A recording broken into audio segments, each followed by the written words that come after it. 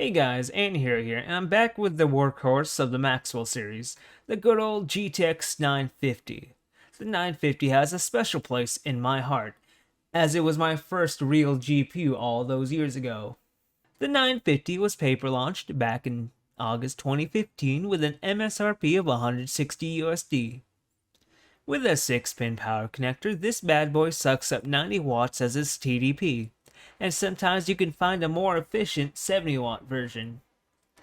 Anyway, with 768 CUDA cores, 48 texture units, a core clock of 1024 MHz with a boost clock of 1188 MHz, a memory clock of 1653 MHz.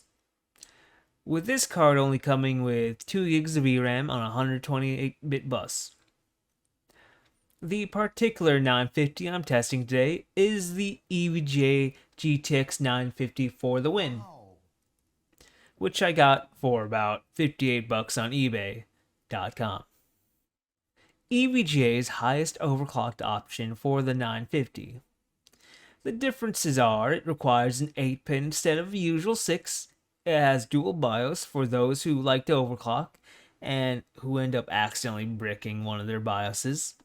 Their core clock is at 1203 MHz and with a boost of 1405 MHz, and with the same memory clock as 1653. At the moment, I'm unable to find what price this card launched at, but from what I remember, it was around the ballpark of 175 to 190. And at that point, it would have been much better to buy the basic GTX 960 if you're looking for just raw horsepower.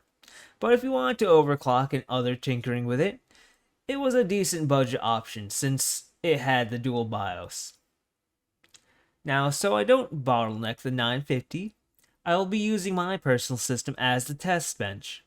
For the CPU, we have a Ryzen 7 3800X on an ASRock B450 Pro motherboard with 16 gigs of DDR4 RAM at 3200 MHz from Patriot Viper Steel.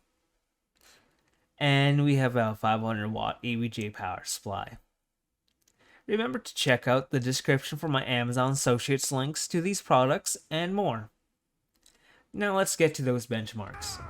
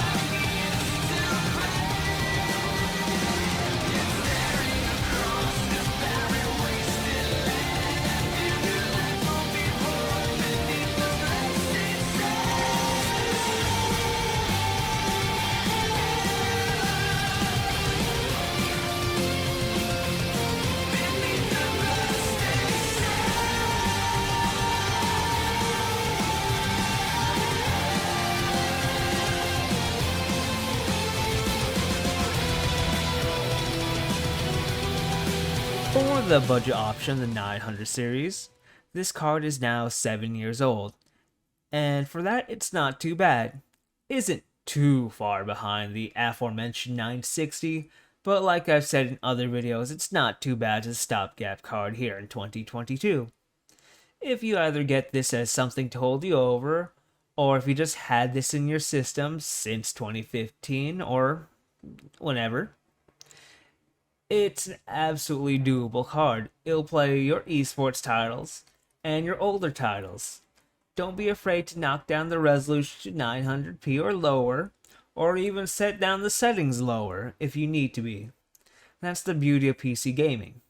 I also recommend that you don't spend more than 80 bucks on this card. Do not buy this card new because it's absolutely not worth it. As you can see right here. As you can easily find something better around the $100-$150 mark. So don't spend more than 80 bucks on this card.